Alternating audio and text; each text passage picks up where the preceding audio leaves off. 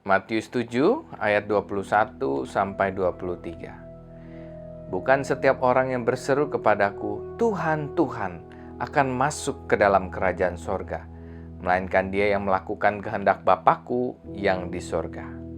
Pada hari terakhir banyak orang akan berseru kepadaku, Tuhan, Tuhan, bukankah kami bernubuat demi nama-Mu dan mengusir setan demi nama-Mu dan mengadakan banyak mujizat demi nama-Mu juga?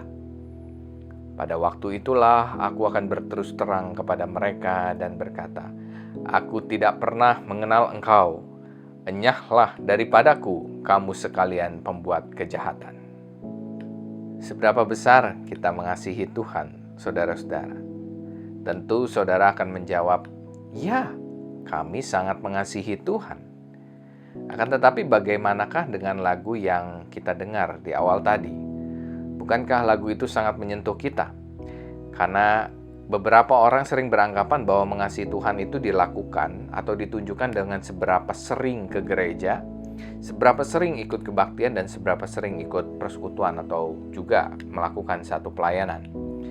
Namun firman Tuhan hari ini menjelaskan kepada kita semua bahwa sebagai orang percaya mengasihi Tuhan bukan hanya berkata-kata tentang Dia, tetapi bagaimana memiliki relasi yang dalam bersama dengan Tuhan. Itu yang penting.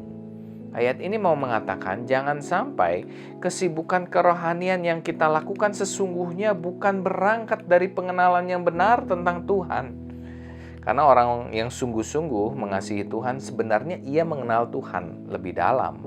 Dan Tuhan pasti mengenal dia. Ada juga pertanyaan mengenai ayat ini. Apakah dengan demikian orang yang tidak melakukan kehendak Allah berarti tidak masuk kerajaan surga? Artinya keselamatan itu bukan karena anugerah tetapi karena satu tindakan. Berarti kalau tidak melakukan satu tindakan yang menyenangkan hati Tuhan, keselamatan bisa hilang. Ini pertanyaan-pertanyaan yang berangkat dari teks yang kita baca barusan. Memang sekilas ayat ini terasa membingungkan. Tetapi saya mau menegaskan kepada kita, kalau kita menghayati bahwa keselamatan itu berkaitan erat dengan perubahan hidup, maka tidak ada yang salah dengan firman Tuhan ini.